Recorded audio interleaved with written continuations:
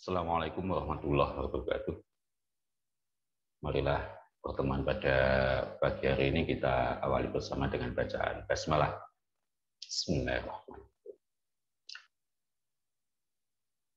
Kita akan memulai pembahasan perhitungan kimia atau stoikiometri. Namanya perhitungan ini nanti terkait dengan bilangan-bilangan atau perhitungan-perhitungan secara kuantitatif ya, dalam bentuk angka. Saya awal menyampaikan supaya Anda siap baik secara konsep materi maupun secara mental nanti apa yang harus kita persiapkan pada pembelajaran ini. Pembelajaran ini 1 KD tetapi cukup panjang. Maka ini perlu saya sampaikan pada awal ini, saya hanya menyampaikan terkait dengan konsep-konsep yang harus Anda kuasai dulu, supaya nanti Anda siap begitu. Saya langsung saja, jadi materi stoikiometri atau biasa nanti disebut dengan perhitungan kimia. Ini merupakan materi kelas 10 semester genap yang sedang kita jalani ini. Jadi ini satu materi merupakan dasar dalam pembahasan kimia berikutnya. Perlu saya ingatkan di dalam kimia itu, sifat keilmuannya sangat hierarkis. Artinya, kalau kita akan mempelajari suatu konsep tertentu, selalu didasari ada prasyarat-prasyarat yang harus dipenuhi sebelumnya. Makanya di awal-awal sudah saya sampaikan, Anda jangan sampai ketinggalan konsep sejak awal. Jadi misalnya aja mulai struktur atom, notasi atom harus Anda kuasai. Bagaimana menghitung jumlah proton, neutron, elektron. Kemudian di dalam sistem periodik, tabel periodik, itu Anda harus juga mengetahui posisi-posisinya. Ikatan kimia, apakah senyawa ini nanti akan menjadi senyawa ionik atau senyawa kovalen. Ini selalu terkait. Seperti kemarin pembahasan pada keelektrolitan kan kita menghubungkan dengan senyawa-senyawa ionik, senyawa kovalen gitu.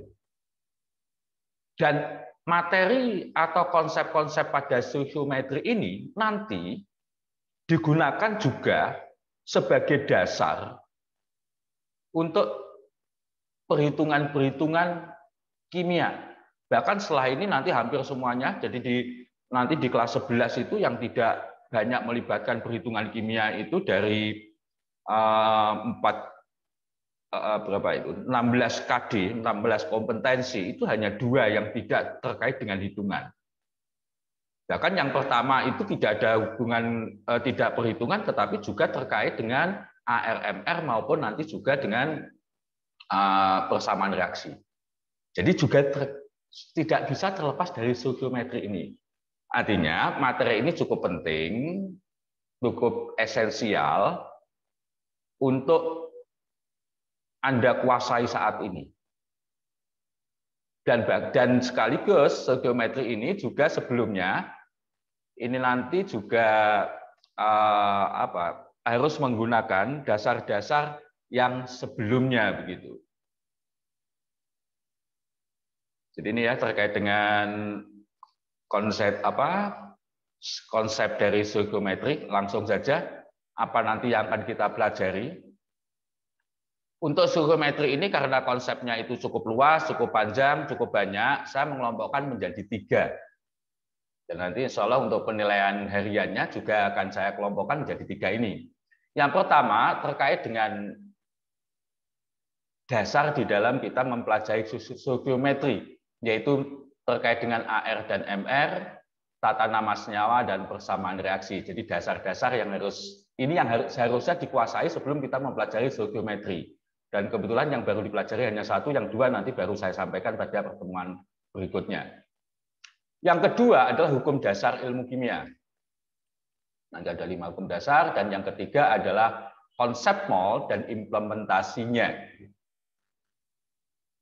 Kita bahas satu persatu di dalam pembahasan ketiga hal tadi. Yang pertama, ARMR atau dasar dari kita mempelajari konsep mol ini. Yang pertama, AR dan MR. Ini sudah sempat kita bahas pada konsep pada materi struktur atom ya. Nanti setelah ini akan saya share lagi rekaman kita dulu terkait dengan AR dan MR. Yang kedua, nanti tata nama senyawa sederhana. Tapi untuk senyawa-senyawa sederhana ya, baik organik maupun anorganik, senyawa ion maupun senyawa kovalen. Nanti akan saya perkenalkan beberapa cara memberikan nama suatu senyawa. Tapi sekali lagi ini senyawa sederhana. Dan nanti sebelum saya membahas pada tata nama senyawa ini, saya perlu mengenalkan ke Anda nanti bagaimana cara membaca rumus. Jadi H2O. Mengapa menulisnya H2O? Apa artinya kita menuliskan H2O? Mengapa ditulis H2O, tidak H2O1? Apa artinya misalnya 3H2O? Dan sebagainya. Itu nanti akan saya kenalkan pada pertemuan-pertemuan awal ini. Dan yang ketiga sebagai dasar ini yaitu persamaan reaksi. Nah, ini nanti yang sangat-sangat penting nih. Orang kimia persamaan reaksi nggak boleh ketinggalan. Nanti sampai dimanapun kalau kita membahas reaksi kimia, ya mesti kita harus mampu menuliskan persamaan reaksi. Baik bagaimana cara penulisan reaksinya maupun bagaimana cara penyetaraan. Apa itu penyetaraan ya nanti akan kita bahas. Kedua, kelompok kedua yang akan kita bahas nanti terkait dengan hukum dasar ilmu kimia. Ada 5 hukum dasar, diantaranya adalah hukum Lavoisier, hukum pembekalan massa.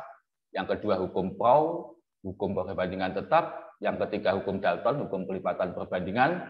Yang keempat, hukum Gay-Lussac ataupun hukum perbandingan volume. Dan yang terakhir nanti adalah hukum atau hipotesis dari Avogadro. Nanti baik bagaimana untuk yang tiga ini biasanya terkait dengan massa, yang kedua ini terkait dengan volume. Kemudian nanti ini yang intinya, jadi di sini nanti kita konsep mol dan implementasinya saya kelompokkan jadi 2 bagian yang agak besar. Apa itu konsep mol dan bagaimana nanti hubungannya dengan satuan-satuan lain. Jadi di fisika Anda sudah mempelajari ya di awal-awal kelas 10 ini di semester Gasal. Jadi banyaknya zat. Jadi kalau kalian ingat apa 7 satuan besaran dan satuan itu salah satu 6 atau 7 ya. Salah satu besarannya adalah yang satu banyaknya zat. Nah, banyaknya zat nanti satuannya adalah mol. Nah, itu kan yang kita bahas. Jadi apa itu mol? Bagaimana nanti hubungannya mol itu baik dengan jumlah partikelnya. Yang kedua nanti massa zatnya, dan yang ketiga adalah volume apabila zat itu berwujud gas. Kita bisa menghitung nanti bagaimana hubungannya dengan mol. Selain itu nanti implementasinya, diantaranya kita akan membahas cukup banyak nanti implementasi yang akan kita bahas, diantaranya adalah kaitannya dengan menghitung konsentrasi dari suatu larutan, konsentrasi itu kepekatan atau kadar gitu. Kemudian kadar unsur dalam senyawa. Yang ketiga nanti adalah bagaimana kita menentukan rumus empiris dan rumus molekul dari suatu senyawa. Selain itu nanti kita juga akan membahas bagaimana peranan koefisien persamaan reaksi ya. Tadi kan sudah kita membahas misalnya persamaan reaksi, kemudian bagaimana peran atau hubungannya dengan konsep mol. Jadi mol dengan koefisien persamaan reaksi itu ada nggak hubungannya? Bagaimana hubungannya? Baik nanti ketika zat-zat itu berwujud cair, padat, ataupun nanti berwujud gas. Kemudian nanti juga kita dapat menentukan apabila ada zat-zat yang bereaksi, ada 2 zat yang bereaksi, mana yang habis bereaksi. Nanti kita bahas dalam reaksi pembatas. Dan yang terakhir nanti adalah bagaimana kita menentukan suatu rumusan air kristal. Ini antara lain hal-hal yang akan kita bahas. Sekali lagi, stoikiometri ini membahas aspek kuantitatif perhitungan-perhitungan. Hanya saya berpesan, ya saya pun menyadari banyak di antara Anda itu ada beberapa kelemahan di dalam perhitungan, tapi sebenarnya tidak sulit itu. Bukan Anda lemah, tapi kadang memang ada beberapa masalah. Pesan saya, jangan takut. Karena ya memang rata-rata siswa itu mengalami kesulitan di dalam kimia itu ketika mengalami perhitungan. Nah, sebetulnya tidak perlu Anda takut.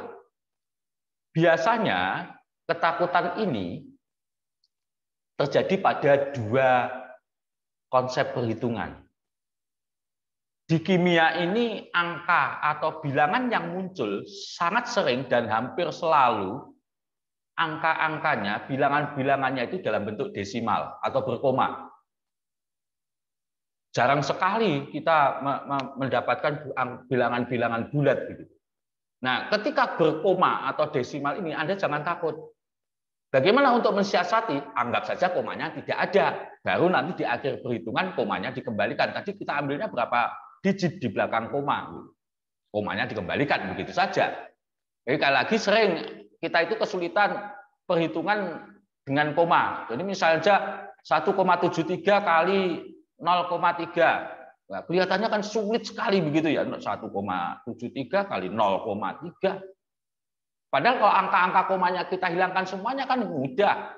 173 kali 3, selesai. Berapa digit di belakang koma? Tadi 1,732 digit, 0,3 1 digit, 173 kali 3 berapa? Itu paling belakang 9, 1, 3, berarti 5 ya. 5, 1, 9. Kan mudah. Jadi tidak ada kesulitan begitu. Ketika kita mensiasati suatu perhitungan. Jadi dalamnya kalau ada angka desimal, bilangan desimal, anggap komanya itu nggak ada, ditutup gitu aja dulu lah gitu, baru nanti dikembalikan. Supaya bilangan yang kalian Anda hadapi itu bilangan-bilangan bulat.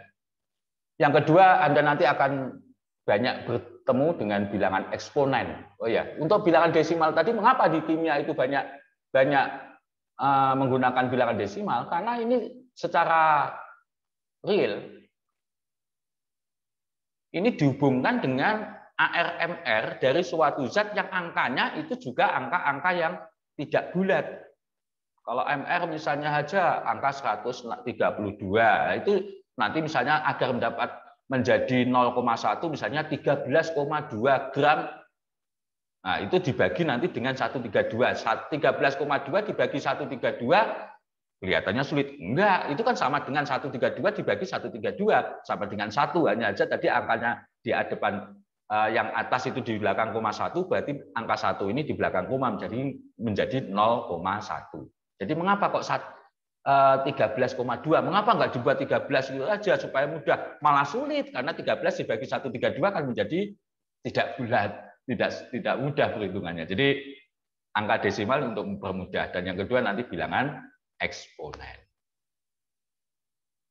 Jadi sebetulnya operasional aljabar yang digunakan sangat sederhana, hanya perkalian, pembagian, penjumlahan, pengurangan itu pun tidak banyak. Jadi pangkat itu paling di kimia itu ya pangkat 2, enggak banyak. Jadi operasionalnya itu tidak banyak, rumusnya juga enggak panjang.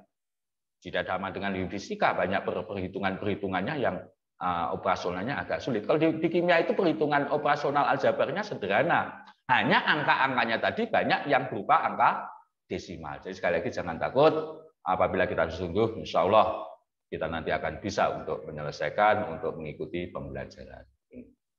Saya rasa itu pembekalan saya untuk pendahuluan sebelum kita masuk di dalam pembahasan stoikiometri, supaya Anda secara mental itu lebih siap. Meskipun kita menghadapi perhitungan-perhitungan, angka-angka, tidak ada sesuatu yang sulit. Jadi tolong nanti Anda benar-benar mengikuti secara sama. Kalau memang ada masalah, segera sampaikan, diskusikan, supaya nanti pembahasan-pembahasan berikutnya Anda bisa juga mengikuti. Saya rasa itu sebagai pendahuluan untuk sebelum kita membahas pada stoikiometri. Nanti setelah ini akan saya mulai dengan AR dan MR.